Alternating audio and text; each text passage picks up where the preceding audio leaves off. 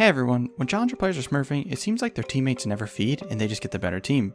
This actually isn't the case at all, and the challengers are doing a lot of things to make it seem this way, and that's what we're going to go over today. First, let's talk about the most common mindset players have. They always say, I don't die to my laner or to ganks, but my team always feeds. They say they freeze their lane, so they are impossible to gank and impossible to be killed in lane. This is very wrong because that puts no pressure on the map at all. Before we talk about why that's important, you need to understand that a lot of things challengers do don't give obvious payoffs. It's really hard to see it unless you open the replay and break down the game. So we're going to jump around to a few different gameplays on my smurf, and I'm going to show you what I'm talking about. Let's start with one where I'm playing TF versus Annie in gold. At the start of the lane, I'm pushing the wave using red cards and auto attacks. I'm not trading with Annie too much, and I'm just focused on pushing to get a minion lead and a level lead. These are standard things we have taught you in other videos.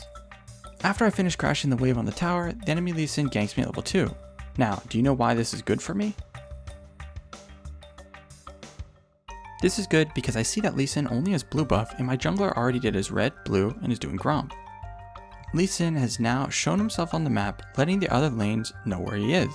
And even more importantly, it lets my jungler know that he can invade Lee's red buff. Before we keep going, something like this is a perfect example of what we're talking about. By pushing and pressuring and not letting it push to me, Lee made the mistake of going for this gank. My laners may or may not use this information properly, but if they do, the odds of them dying to a gank is much lower. But anyways, Lee uses Q on me and I kite away, but do another important thing here that I'm always telling low elo players to do. Notice I don't just gold card the Lee and run away. I gold card and lay on as much damage as possible before Annie gets close. Getting Lee to 50% health like this might not do anything for me, but there is a chance he gets in a fight with my jungler and that health loss could be the difference. Just another example of something you might not see immediate payoffs for. After that, Lee heads into his top jungle, and I see to my surprise our Warwick is going to invade his red buff. I didn't think this elo would actually punish Lee for the big mistake he made, but since he is, I'm working on hitting level 3 as fast as possible to go help him. Since my wave in mid is pushing to me slowly, Annie will lose much more than I will if she tries to roam into this, so I head over to my jungler. As we can see, Warwick got the red buff in his level 3 compared to Lee Sin level 2. Even with our Wukong not here yet, I know this is nearly impossible to lose. Warwick is very strong in the early game, and with a level and red buff advantage, it's impossible for them to beat us here. So I ping Lee Sin so Warwick knows who to kill, and I gold card him. He flashes away, but I follow with Ghost and Flash and run him down for first blood. And my Warwick gets the Ornn kill. Alright, so now we just saw the payoffs from the mistake Lee made. If Lee never ganked at level 2, would our Warwick just randomly invade his red? Probably not, because Lee starts red most of the time anyways. Also, in the next game, I could get level 2 ganked by Lee and my jungler not do anything with it. But at least I gave the information to everyone by pressuring mid and damaging the Lee in his bad gank. Okay, so we saw the immediate payoff of the level 2 mistake from Lee. But the thing about League is, as we all know, it's incredibly snowbally. And a lot of the time, you don't see how the snowball starts. The play we just made started at big time, and I'm very surprised our Warwick punished the Lee so hard. After we killed them, Warwick took top crab and bot crab, and Lee Sin's entire bot side jungle, putting him at level 5.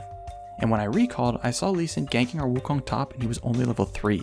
Even though he landed his Q, it didn't do any damage with how low level he was. If he was level 5, he would have 3 points in his Q and it might have actually killed. So this is just another small payoff that you wouldn't normally notice. Alright, moving on to the next game, I'm playing Zed in Platinum.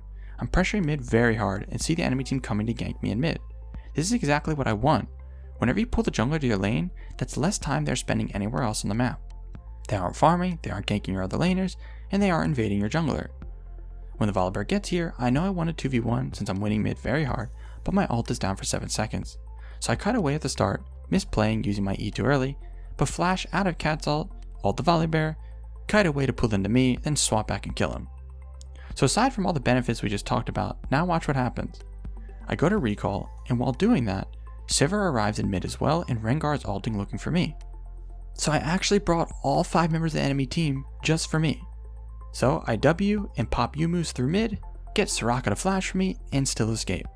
Alright, so now on top of pulling jungler pressure and killing him, I got Rengar to leave top, which makes him miss CS and gives my Wukong tower plating, my losing bot lane gets to freely push out their wave safely, and I got Soraka's flash. The important part to understand here is, obviously I have no way of knowing all of this will happen beforehand. All I'm doing is pressuring the map really hard, constantly, and then going from there based off how the enemy team reacts. By bringing members of the enemy team to me, it gives my team a much lower chance of dying and makes them look much better than they are.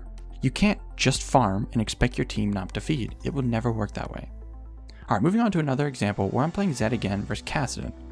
I'm hard pressuring the lane, pushing constantly just like before. This makes the enemy Trundle try to gank me from bot side, which is a huge mistake. He shouldn't be ganking when his Kassadin is so low and can't really help him, and I really have no way of dying here since my W and flash are up. I know this of course, so I'm not immediately going to W away to safety. That's where a lot of players mess up here. They don't have the map awareness to see their jungler near and to bait the Trundle in. I run into the brush, baiting him into my graves, and save my W for when he tries to escape, and get the kill with double buffs. So if I wasn't pushing here, obviously Trundle doesn't gank me and none of this happens. He might have ganked bot and killed him or got their summoners, but who knows. But that not only puts me ahead, it puts my jungler ahead as well. So it could seem like my jungler is just better than the enemy jungler, when in reality I'm just making it easy for him. Anyways, moving on to the last example, I'm playing Graves vs Yasuo. Just like the other times, I'm constantly pushing while winning lane. Wukong comes to gank me in mid, so I kite to my Elise who's level 3 and really low health, while killing the Yasuo in the process. The kill gives Elise a level, and she almost kills Wu, but he flashes out. So my Elise was really low, and a level behind Wukong. Because of the pressure I drew, she got an easy way back into the game while also getting Wukong's flash. Wukong might miss a kill later or die because he doesn't have it. But this play actually isn't over, as this drew their bot lane to come mid as well. They chase us, and our bot lane could be pushing and getting tower plates, but they start moving mid instead, which is really bad. But like I said, sometimes they won't capitalize off the enemy mistakes. Either way, the set over chases and I get another kill from that. Then, while I'm running away from Kai'Sa, look who dies in mid, the flashless Wukong. And my bot lane got Kai'Sa's flash as well. All of this happened because I was hard pushing mid and pressuring the map, and made the enemy feel forced to come to mid. Alright guys, so I'm sure you get the idea now. You have to get out of that bad mentality where if you're not feeding, you should be winning, because it doesn't work that way. You need to know how to pressure really hard, constantly, without dying. You might end up dying a lot when doing this, but with enough practice and map awareness, you can do it. By the way, we released some crazy guides over at skillcapped, which are exclusive only to our subscribers. We have over 800 guides covering everything you need to know to rapidly improve. We also send our challengers into Elo Hell every week to see how they climb out of the most extreme scenarios with the worst teammates imaginable. All wrapped up into courses that you can watch right away. Oh, and if you don't significantly improve while using skillcapped, you get a full refund. So, what are you waiting for? Sign up today and escape Elo Hell. Alright, that's going to bring us to the end of this video. We hope you enjoyed, and we'll see you in the next one.